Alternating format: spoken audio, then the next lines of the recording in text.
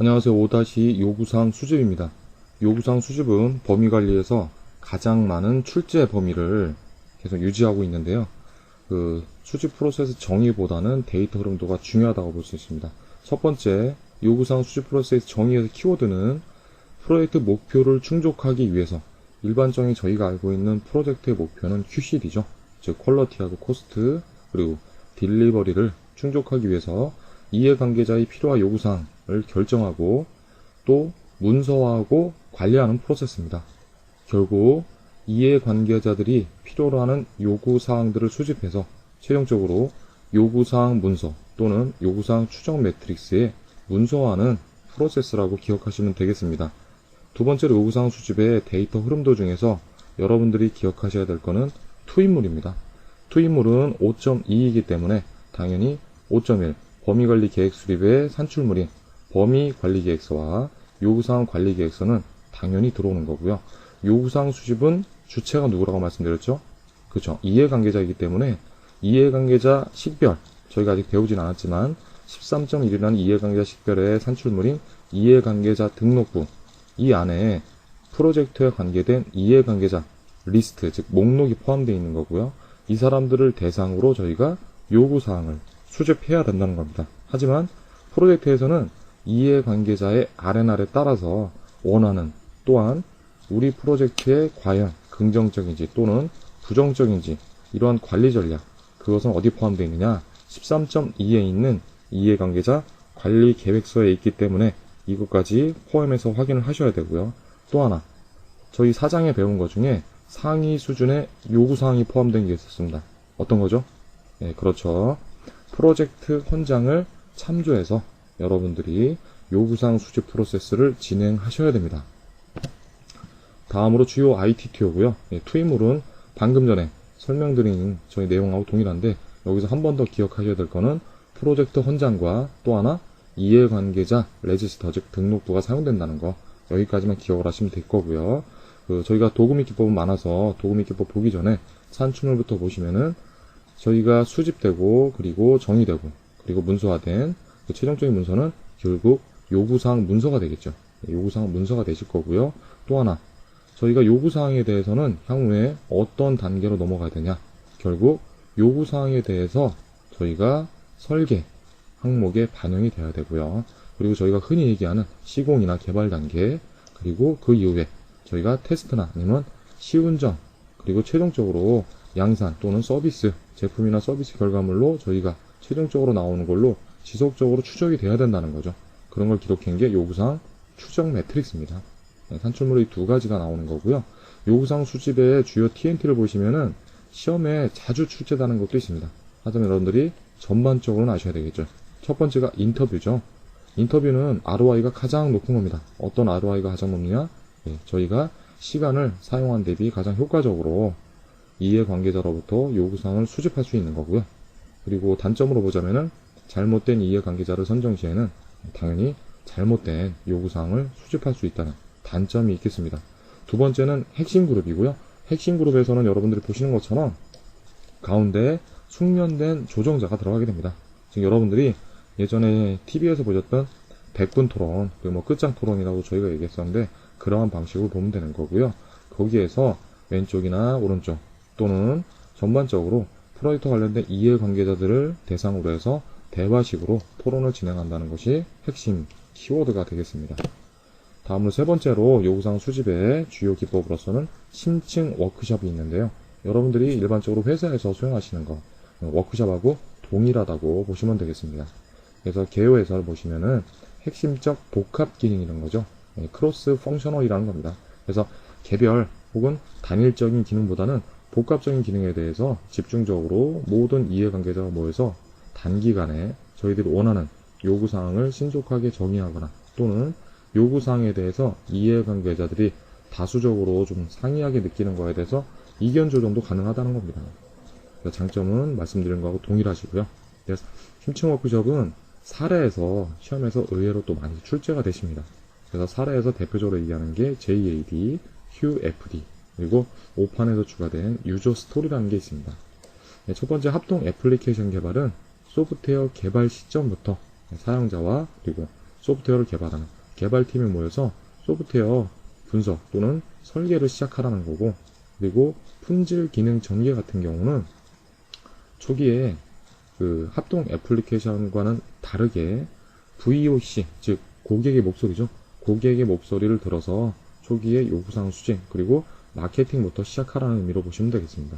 마지막으로 이제 유저 스토리가 있는데요.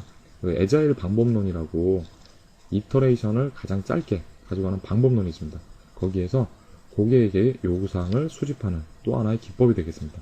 즉 PMP에서 얘기하는 심층 워크숍의 사례는 그 프로젝트 팀만이 아니고요. 실제적으로 해당 프로젝트의 산출물을 사용하게 된 엔드 유저와 초기부터 합동으로 무엇인가 작업을 하는 것을 논의하고 있다고 생각하시면 되겠습니다.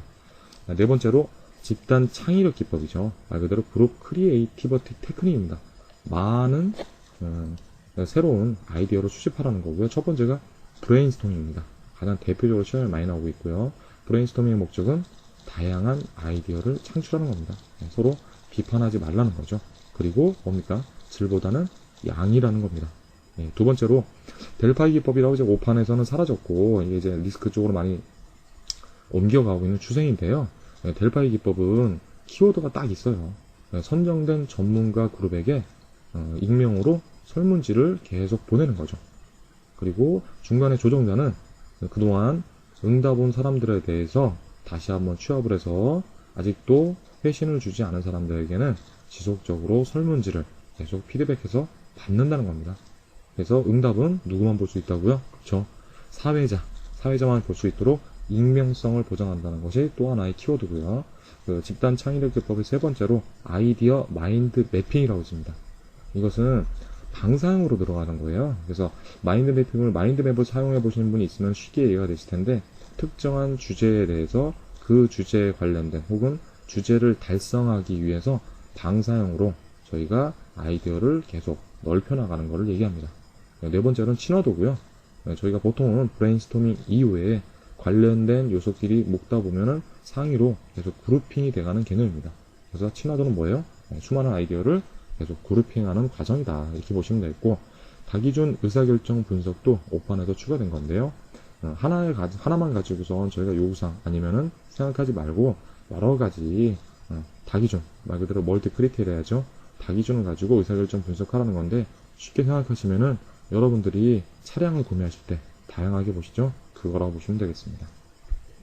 다섯 번째는 집단 의사결정 기법이고요. 4번하고는 좀 구분해서 아셔야 되는데, 4번은 많은 신규 아이디어를 창출한다는 게 목적이고요. 다섯 번째 집단 의사결정은 뭐죠? 저희가 말 그대로 만장일치할 건지 과반수 다수결 혹은 독재로 결정한지에 대해서 쉽게 생각하시면은 손을 들어서 결정한 거라고 생각하시면 되겠습니다. 여섯 번째로 설문지 및 설문조사가 있는데 동일하다고 보시면 됩니다. 설문조사는 결국 설문지의 하나의 유형이고요. 서베이로 기억하시면 됩니다. 여러분들 서베이 하시죠? 왜 할까요? 지역적으로 넓게 떨어져 있는 수많은 응답자들부터 어떤 거죠? 신속하게 정보를 수집한다는 겁니다. 그래서 적용 시점은 여러분들이 다시 한번 보셔야 되고요. 그리고 설문조사, 여러분들 서베이 했을 때 가장 큰 장점이 뭡니까? 그렇죠? 나중에 취합된 자를 가지고 통계적인 산출치를 낼 수 있다는 겁니다. 그리고 마지막으로 여러분들 아셔야 될 게 프로토타입이라고 있는데요. 프로토타입은 실제 저희가 제품을 만들기에 앞서 예상 제품을 한번 만들어 보는 겁니다. 그래서 고객에게 미리 모형을 제공함으로써 고객이 뭐예요? 최종적으로 만들어질 거에 대한 이해를 높일 수 있기 때문에 이해 높인 상태에서 고객에게 좀 더 새로운 요구사항을 빨리 받을 수 있다는 거죠. 하나의 단점이 있죠. 모형을 만들어 놨으면 그 모형은 실제적으로 적용되는 건 아니죠. 변경될 수 있습니다. 그래서 초기에 프로토타입을 고객이 최종 제품으로 오해할 수 있는 소지라는 게 있고요. 또 하나는 프로토타입을 만든다는 것은 단지 요구사항에 대한 초기 피드백을 확보하는 목적이지 이거 가지고 점진적으로 구체화해서 제품을 만든다는 건 아닙니다. 그렇기 때문에 프로토타입을 만들고 이거에 대해서 파기하는 파기 비용이 들어간다는 겁니다. 그 이외에 관찰, 벤치마킹, 컨텍스트 다이어그램, 문서 분석도 있는데 다시 한번 읽어보시는 것도 도움이 되리라고 합니다. 간단하게 대표적인 기출 문제를 저희들이 살펴볼 건데요. 첫 번째, 선정된 전문가 그룹이 설문지에 응답하고 요구사항 수집 세션에서 응답에 대한 피드백을 제공하는 것으로서 응답은 사회자만이 볼 수 있도록 익명성을 보장하는 요구사항 수집 기법은 무엇입니까? 결국은 마지막에 보면 요구사항 수집 기법 중에서 묻는 거고요. 앞쪽에 키워드 저희가 배우신 것 중에 있죠. 전문가 그룹, 설문지, 피드백, 사회자, 익명성. 결국 뭐죠? 10번의 델파이 기법을 선택하셔야 됩니다. 두 번째 보시면요. 프로젝트 실패 원인의 대부분을 차지하는 영역이랍니다. 무엇인지 여기까지 모르겠죠. 인터뷰, 그리고 심층 워크숍, 집단 창의력 기법 등의 도구 및 기법을 이용하는 프로세스. 방금 전 배우신 거죠. 5.2 여러분들이 요구사항 수집에서 사용하는 대표적인 도구 및 기법이 인터뷰, 심층 워크숍, 집단 창의력 기법, 집단 의사결정 기법, 서베이 여러분들 배우셨죠? 주로 뭡니까? A번에 있는 요구사항 수집이 되겠습니다.